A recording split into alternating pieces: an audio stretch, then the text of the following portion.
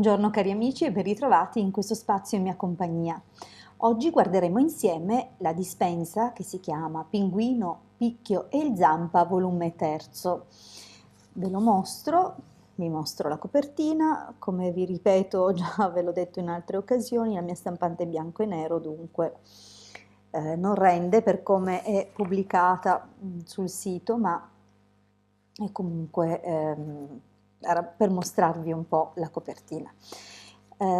Insieme appunto adesso sfogliamo questa dispensa saltando le prime pagine che lascio comunque a voi e passando direttamente al primo quadrante.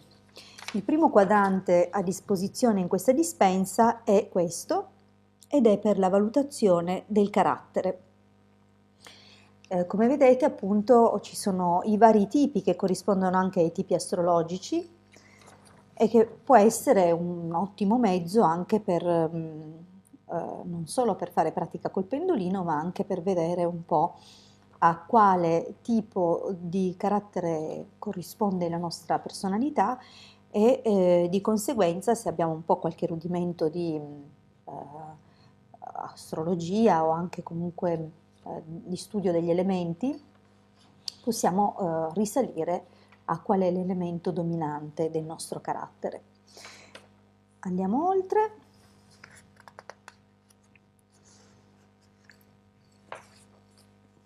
Qui troviamo un interessantissimo circuito radionico che serve ad attivare le frequenze degli elementi scritti qui, melatonina, vitamina C e bicarbonato,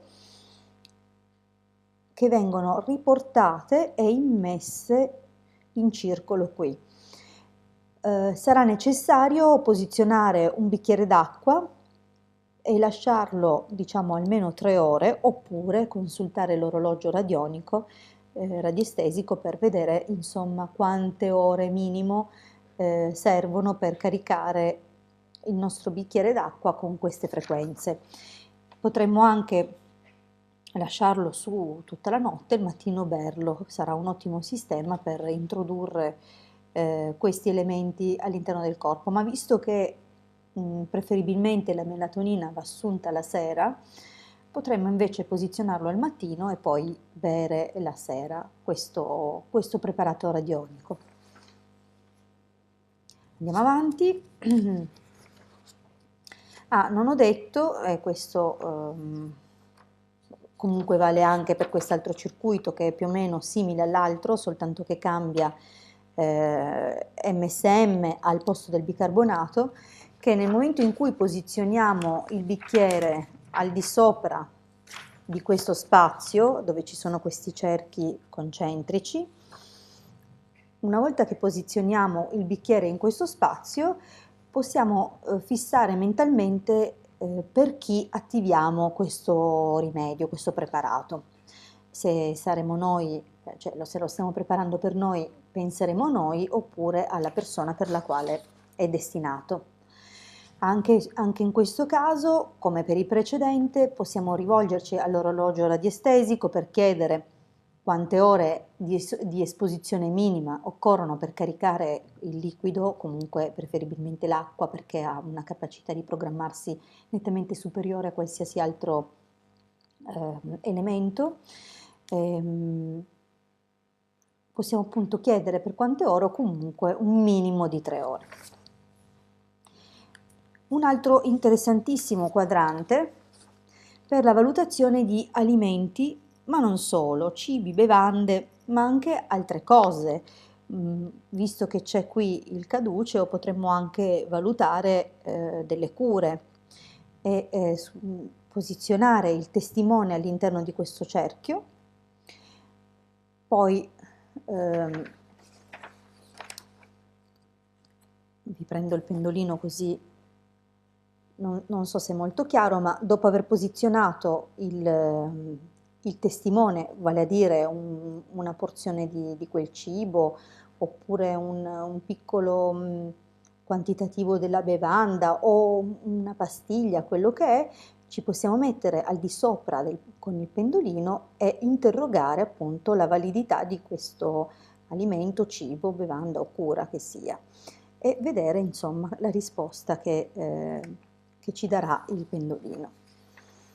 Siamo tra un range tra sfavorevole a favorevole. Ovviamente in mezzo ci sono tutte le varie sfumature. Arrivano qui due circuiti interessantissimi che servono sempre per immettere le frequenze che corrispondono a questi numeri all'interno di questo circuito. Questo ricalca i circuiti che abbiamo visto prima con vitamina C, melatonina, MSM o bicarbonato, e riguardano delle terapie specifiche, in questo caso riguardo al diabete. Dunque lo trovate, ripeto, nella dispensa Il Pinguino, il Picchio e il Zampa, volume 3. Anche qui lasceremo in posa il bicchiere, possiamo chiedere al quadrante delle ore per quanto tempo è necessario esporre il bicchiere sul circuito e fissare mentalmente per quale persona è destinato. Veniamo qui a quest'altro circuito, riprende lo stesso schema di prima, si modificano soltanto i numeri interni che sono per le dilatazioni varicose. Dunque anche qui in caso di varici o di problemi legati insomma alla circolazione potete usare e mettere in uso questo circuito, sempre con le modalità descritte prima. Questa è una nostra vecchia conoscenza, ma è sempre bene ritrovarselo, è il circuito smagnetizzatore, potete usarlo per qualsiasi cosa. È stato riportato, ma questo lo posso confermare anch'io, che talvolta alcuni oggetti sembrano brillare di più, sembrano quasi tornare nuovi, proprio perché a volte non c'è solo sporcizia fisica, ma anche sporcizia eterica, energetica. Dunque è importante appunto vedere come pulire non soltanto esteriormente. Infine, no, non è vero, non è infine, ne abbiamo altri. Qua vengono i pezzi forte, perché questi sono assolutamente straordinari i circuiti che stiamo per vedere, e sono questi. Guarda, questo è il primo ed è un circuito per copiare le informazioni vibrazionali. Cosa significa questo? Che qualsiasi cosa a livello vibrazionale può essere replicata.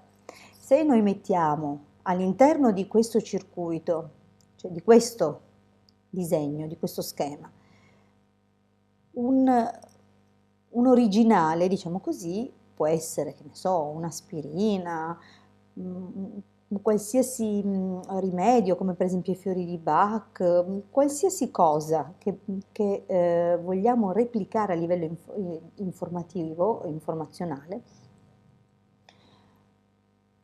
vibrazionale, scusate, qui mettiamo un bicchiere di acqua e le vibrazioni, perciò avranno poi lo stesso risultato, la stessa efficacia, le vibrazioni vengono trasferite qui all'interno del nostro bicchiere che poi potremmo tranquillamente consumare. Anche in questo caso chiediamo all'orologio radiestesico quante ore sono necessarie per la replica delle informazioni. Un altro circuito molto interessante, molto richiesto, è questo, che serve a unire due persone. In che modo si può utilizzare questo circuito e per che finalità? Mettiamo per esempio una coppia che sia un pochino in crisi e insomma i partner si sono allontanati per qualche ragione, incomprensioni, difficoltà. Oppure mettiamo che abbiamo necessità di avvicinare qualcuno per questioni lavorative e dunque anche in questo caso abbiamo necessità appunto di unirci. Metteremo all'interno del fiore della vita i testimoni delle persone che dobbiamo avvicinare, riavvicinare, unire, far incontrare per qualsiasi ragione. Daremo una bella carica con il pendolino in senso orario e lasceremo agire fino al raggiungimento del nostro obiettivo.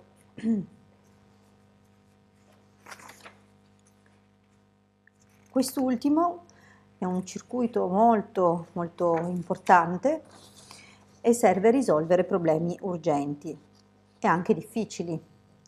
Dunque si fa così: si scrive su un foglietto di carta la richiesta per la quale vogliamo ottenere una soluzione, una richiesta di aiuto scritta, e si lascia agire fino all'ottenimento dell'esito. Okay? Chiaramente il biglietto va lasciato qui con il testimone. Se per esempio è una richiesta per noi, mettiamo un nostro testimone. Se la richiesta per un'altra persona, metteremo ovviamente un'altra persona. Se per un locale, possibilmente un testimone di un locale, di un'attività e così via. Cerchiamo di essere più precisi possibile con le informazioni che diamo. E in questo caso, e soprattutto la richiesta. Mi raccomando, le regole per fare le richieste sono sempre le stesse, in qualsiasi campo ve le facciate, ricordatevi di usare frasi all'indicativo presente con parole tutte dal significato positivo. Con questo ho concluso la carrellata sui circuiti previsti e presenti all'interno del volume Pinguino, Picchio e gli Zampa terzo, il terzo volume. Ci rivediamo alla prossima condivisione. Questo sole è tremendo. Arrivederci. Un abbraccio dalla vostra Hildegarda.